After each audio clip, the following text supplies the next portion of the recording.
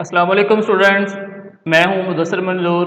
Students, lecture number 1 में हमने tenses 12 के 12 टेंसेस को अपनी फिंगर टिप्स के ऊपर उनके नेम्स याद किए थे, helping verb, form of verb वगैरह याद किए थे। लेक्चर नंबर 2 में हमने स्टूडेंट्स प्रेजेंट इंडेफिनिट टेंस के उर्दू के फिक्रे को इंग्लिश में बनाने का तरीका सीखा था और उन्हीं सेंटेंसेस को हमने मनफी नेगेटिव सेंटेंसेस और इंट्रोगेटिव सवालिया फिक्रात में बनाने का तरीका सीखा था। तो स्टूडेंट्स, आज के लेक्चर में हम पास्ट इंडेफिनिट टेंसेस के फिक्रात को उर्दू से इंग्लिश बनाने का तरीका सीखेंगे और उन्हीं सेंटेंसेस को हम मनफी नेगेटिव और इंट्रोगेटिव फिक्रात में तब्दील करने का तरीका सीखेंगे। तो आइए लेट अस स्टार्ट करते हैं स्टूडेंट्स।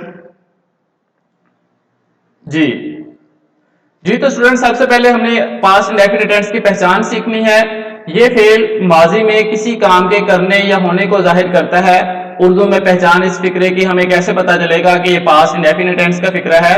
फिक्रे के आखिर में ता था, ती थी, ते थे, अलिफ, छोटी ये, बड़ी ये, या था, थे, थी वगैरह आ जाए तो हमारा पास्ट इंडेफिनिट टेंस का फिक्रा होता है। मिसाल के तौर पे उसने खत लिखा, आखिर पर अलिफ आ गया तो ये आपका present indefinite past indefinite tense का फिक्रा होगा। सेकंड एग्जांपल है, किसान खेत में हल चलाता था, फिक्रे के आखिर पर ता था है तो भी ये पास्ट इंडेफिनिट का है फिक्रा। सना कपड़े सिलाई करती थी, वो स्कूल गया, तुलबा ने सबक सुनाया, तो ये sentences students past indefinite tense के फिक्रात हैं। तो आइए हम इनको उर्दू में बनाने का तरीका उर्दू फिक्रात को इंग्लिश में बनाने का तरीका सीखते हैं। तो सबसे पहले स्टूडेंट्स, हमारे पास सेंटेंस है माली फूल तोड़ता है। तो सबसे पहले हमें पता चल गया कि ये पास्ट इंडेफिनिट टेंस का फिक्रा है चूंकि फिक्रे के आखिर पर ता था है। अब सबसे पहले स्टूडेंट्स हम सब्जेक्ट लिखते हैं, सब्जेक्ट के बाद हेल्पिंग वर्ब लगाएंगे, हेल्पिंग वर्ब के बाद फॉर्म ऑफ वर्ब लगाएंगे जो उस टेंस में इस्तेमाल हो रही होगी और एंड पर हम ऑब्जेक्ट लिखेंगे। स्टूडेंट्स, सेकंड लेक्चर में मैंने आपको सब्जेक्ट, वर्ब और ऑब्जेक्ट की पहचान सिखाई थी कि सब्जेक्ट किसे कहते हैं, वर्ब किसे कहते हैं और ऑब्जेक्ट किसे कहते हैं। तो सबसे पहले हम कोई भी सेंटेंस को उर्दू से इंग्लिश बनाने के लिए उसमें से सब्जेक्ट को आइडेंटिफाई करेंगे। सब्जेक्ट जो है फाइल को कहते हैं।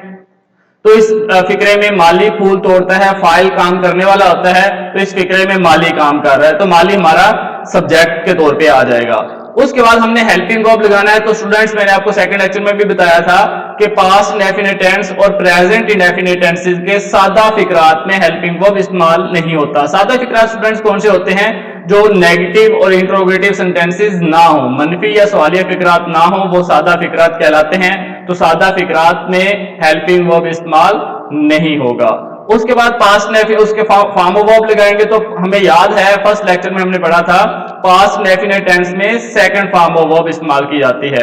तो वर्ब जो है हमारे पास माली फूल तोड़ता है, तोड़ना वर्ब है तो वर्ब के खाने में हम तोड़ना लिख देंगे। एंड पर हम ऑब्जेक्ट लिखेंगे। ऑब्जेक्ट को उर्दू में मफूल कहते हैं जिसके ऊपर काम हो रहा होता है। तो माली फूल तोड़ता है, फूल के ऊपर काम हो रहा है तो दैट्स वाई फूल हमारा ऑब्जेक्ट आ जाएगा। अब इन्हीं वर्ड्स को हम इंग्लिश में कन्वर्ट करते हैं। सबसे पहले हमारे पास सब्जेक्ट के तौर पे माली है तो माली को इंग्लिश में द गार्डनर कहेंगे।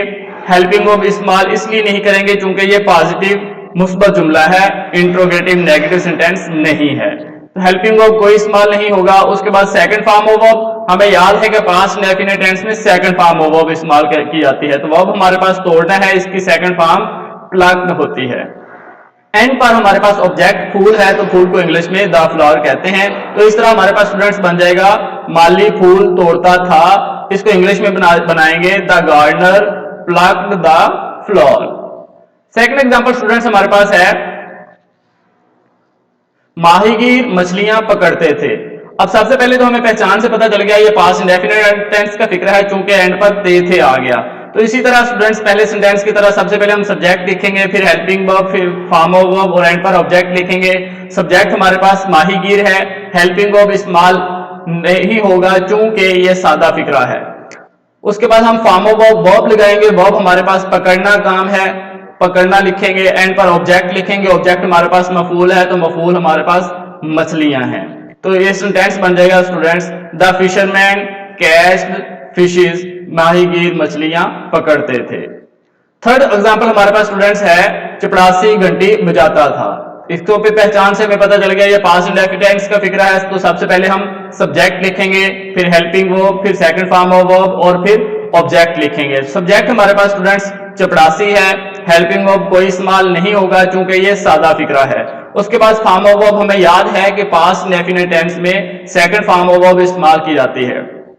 सेकंड फॉर्म ऑफ वर्ब इस्तेमाल की जाती है तो हमारे पास वर्ब जो है फेल बजाना काम है। एंड पर हमारे पास ऑब्जेक्ट घंटी है तो सेंटेंस हमारे पास बन जाएगा चपरासी घंटी बजाता था, the peon rang the bell.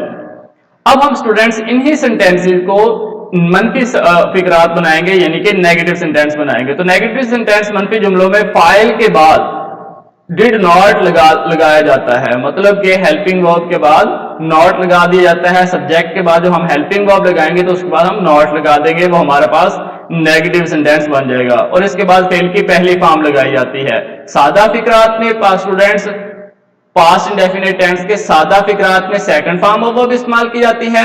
जब हम इसको नेगेटिव सेंटेंस या इंट्रोगेटिव सेंटेंस बनाएंगे तो हम फर्स्ट फॉर्म ऑफ वर्ब इस्तेमाल करेंगे। तो आइए स्टूडेंट्स, हमारे पास एग्जांपल के तौर पे सेंटेंस है माली फूल नहीं तोड़ता है। अब चूंकि हमें पहले तो हमें पहचान से पता चल गया ये पास्ट इंडेफिनिट टेंस का फिक्रा है।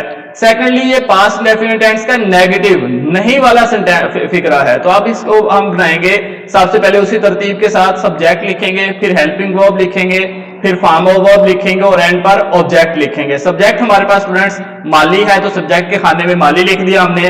अब हेल्पिंग वर्ब हमारे पास डिड है। हमने याद किया था फर्स्ट लेक्चर में फिंगर टिप्स के ऊपर कि पास्ट इंडेफिनिट टेंस में हमारे पास हेल्पिंग वर्ब डिड होता है। तो हेल्पिंग वर्ब डिड लिख देंगे और जब नेगेटिव सेंटेंस आ जाएगा तो हेल्पिंग वर्ब के बाद हम नॉट लगा देंगे, जैसा कि हम ऊपर पढ़ चुके हैं। हेल्पिंग वर्ब के बाद हमने नॉट लगा दिया। अब हमारे पास वर्ब आएगा। वर्ब जो है हमारे पास काम को कहते हैं तोड़ना काम है, तो वर्ब वाले ब्लॉक में हम तोड़ना लिख दिया। एंड पर ऑब्जेक्ट है, ऑब्जेक्ट मफूल को कहते हैं जिसके ऊपर काम हो रहा होता है, तो हमारे पास ऑब्जेक्ट फिक्रे में मफूल है। तो इस तरह हमने इस तरतीब के साथ subject, helping verb, form of verb और ऑब्जेक्ट लिख लिए हैं। अब इसको इंग्लिश में ट्रांसलेट करते हैं। माली को इंग्लिश में स्टूडेंट्स द गार्डनर कहते हैं। उसके बाद हम डिड नॉट लगाएंगे, फिर फॉर्म ऑफ वर्ब फर्स्ट लगाएंगे पास्ट इंडेफिनिट टेंस के नेगेटिव और इंट्रोगेटिव। अब हम नेगेटिव मनफी फिक्रात को ट्रांसलेट कर रहे हैं। तो मनफी फिक्रात में फर्स्ट फॉर्म ऑफ वर्ब इस्तेमाल होती है। तो तोड़ने की फर्स्ट फॉर्म स्टूडेंट्स प्लक होती है। एंड पर ऑब्जेक्ट मफूल है, मफूल को इंग्लिश में द फ्लावर पढ़ेंगे। तो ये स्टूडेंट्स हमारे पास सेंटेंस बन जाएगा the gardener did not pluck the flower, माली फूल नहीं तोड़ता था। अब स्टूडेंट सेकंड एग्जांपल हमारे पास है माहीगीर मछलियां नहीं पकड़ते थे। तो स्टूडेंट सबसे पहले तो हमें पास्ट इंडेफिनिट टेंस की पहचान होगी। सेकंडली पास्ट इंडेफिनिट टेंस का नेगेटिव सेंटेंस है, मनफी जुमला है। उसी तरतीब के साथ स्टूडेंट्स जो हम ऑलरेडी करते हैं सब्जेक्ट, फिर उसके बाद हेल्पिंग वर्ब बाद वर्ब लगाएंगे, वर्ब के बाद ऑब्जेक्ट की पहचान करेंगे। तो सबसे पहले हमारे पास सब्जेक्ट है, सब्जेक्ट फाइल को कहते हैं। फाइल हमारे पास माहीगीर है, काम करने वाला। उसके बाद हेल्पिंग वर्ब हमें याद है कि पास्ट इंडेफिनिट टेंस में हेल्पिंग वर्ब डिड इस्तेमाल किया जाता है। तो जब नेगेटिव सेंटेंस हो जाओ तो हेल्पिंग वर्ब के बाद हम नॉट का इजाफा करते हैं। उसके बाद वर्ब की पहचान करनी है। वर्ब जो फेल को कहते हैं, काम जो है पकड़ना काम है, तो पकड़ना हमने लिख दिया। उसके बाद ऑब्जेक्ट जिसके ऊपर काम हो रहा होता है, जिसको उर्दू में मफूल कहते हैं, तो हमारे पास मफूल के तौर पे मछलियां हैं। तो इन ब्लॉक्स में हमने इनकी पहचान कर ली, subject, helping verb and object की। अब इसको इंग्लिश में ट्रांसलेट करते हैं। The fisherman did not catch fishes, माहीगीर मछलियां नहीं पकड़ते थे। जी तो स्टूडेंट्स थर्ड एग्जांपल हमारे पास है चपरासी घंटी नहीं बजाता था। जैसा कि पहचान से हमें पता है कि पास्ट इंडेफिनिट टेंस का फिक्रा है और नेगेटिव सेंटेंस है। तो उसी तरतीब के साथ स्टूडेंट सबसे पहले हम सब्जेक्ट लिखेंगे, फिर हेल्पिंग वर्ब, फिर फॉर्म ऑफ वर्ब और एंड पर ऑब्जेक्ट लिखेंगे। सब्जेक्ट हमारे पास चपरासी है, हेल्पिंग वर्ब नेगेटिव सेंटेंस है तो हेल्पिंग वर्ब डिड आएगा और हेल्पिंग वर्ब के बाद नॉट लगा देंगे। वर्ब हमारे पास बजाना काम है, ऑब्जेक्ट हमारे पास घंटी है जिसके ऊपर काम हो रहा है। तो ये सेंटेंस स्टूडेंट्स हमारे पास बन जाएगा the peon did not ring the bell, चपरासी घंटी नहीं बजाता था। अब स्टूडेंट्स इन्हीं सेंटेंसेस को हम सवालिया फिक्रा बनाने की कोशिश करेंगे। सादा सवालिया जुमलों को तर्जमा करते वक्त डिड यानी कि हेल्पिंग वर्ब फिक्रे के शुरू में लगा देंगे और आखिर पर सवालिया निशान लगाते हैं। तो स्टूडेंट्स यही तरीका है किसी भी सेंटेंस को सवालिया फिक्रा बनाने के लिए कि मज़कूरा सेंटेंस में जो भी हेल्पिंग वर्ब इस्तेमाल हो रहा होगा उसको फिक्रे के शुरू में ले जाएं, बाकी तरतीब वही रहने दें, तो आपका सवालिया फिक्रा बन जाएगा जिस तरह के सामने फॉर्मूला में दिखाया गया है। तो स्टूडेंट सबसे पहले हम हेल्पिंग वर्ब लिखेंगे, हेल्पिंग वर्ब के बाद सब्जेक्ट की पहचान करके लिखेंगे और फिर वर्ब की पहचान करेंगे और एंड पर ऑब्जेक्ट लिखेंगे। सेंटेंस हमारे पास है, क्या माली फूल तोड़ता है। सबसे पहले तो हमें पहचान से पता चला ये पास्ट इंडेफिनिट टेंस का फिक्रा है, और सेकंडली पास्ट इंडेफिनिट टेंस का सवालिया फिक्रा है, क्या से पता चला। और सब helping verb past indefinite tense में हमें याद है कि डिड इस्तेमाल होते हैं, सब्जेक्ट हमारे पास फिक्रे के मुताबिक माली है, वर्ब हमारे पास तोड़ना है और ऑब्जेक्ट फिक्रे में फूल के तौर पे इस्तेमाल हुआ है। तो ये सेंटेंस बनेगा हमारे पास, did the gardener pluck the flower, क्या माली फूल तोड़ता था। अब स्टूडेंट्स थर्ड एग्जांपल हमारे पास है, क्या माहीगीर मछलियां पकड़ते थे। जी, क्या माहीगीर मछलियां पकड़ते थे, पास्ट इंडेफिनिट टेंस का फिक्रा है और इंट्रोगेटिव सवालिया फिक्रा है। तो सबसे पहले हेल्पिंग वर्ब लिखेंगे, हेल्पिंग वर्ब के बाद सब्जेक्ट के बाद वर्ब और एंड पर ऑब्जेक्ट लिखेंगे। तो helping verb past indefinite tense में डिड इस्तेमाल होता है, सब्जेक्ट माहीगीर इस्तेमाल हुआ है, वर्ब काम पकड़ना है, ऑब्जेक्ट मफूल मछलियां है। तो ये सेंटेंस बनेगा, did the fisherman catch fishes, क्या माहीगीर मछलियां पकड़ते थे। जी, तो अब स्टूडेंट सेकंड एग्जांपल है, क्या चपरासी घंटी बजाता था। पास्ट इंडेफिनिट टेंस का फिक्रा है और इंट्रोगेटिव सवालिया फिक्रा है। तो सबसे पहले हेल्पिंग वर्ब, सब्जेक्ट, वर्ब और ऑब्जेक्ट लिखेंगे। Helping verb past indefinite tense में डिड इस्तेमाल होता है, सब्जेक्ट फाइल हमारे पास फिक्रे में चपरासी है, काम बजाना है और मफूल घंटी के ऊपर काम हो रहा है। तो सेंटेंस बनेगा, did the peon ring the bell, क्या चपरासी घंटी बजाता था। तो इंट्रोगेटिव सवालिया फिक्रात में फर्स्ट फॉर्म ऑफ वर्ब इस्तेमाल होती है पास्ट इंडेफिनिट टेंस में। जी, तो ये तो थे स्टूडेंट्स हमारे,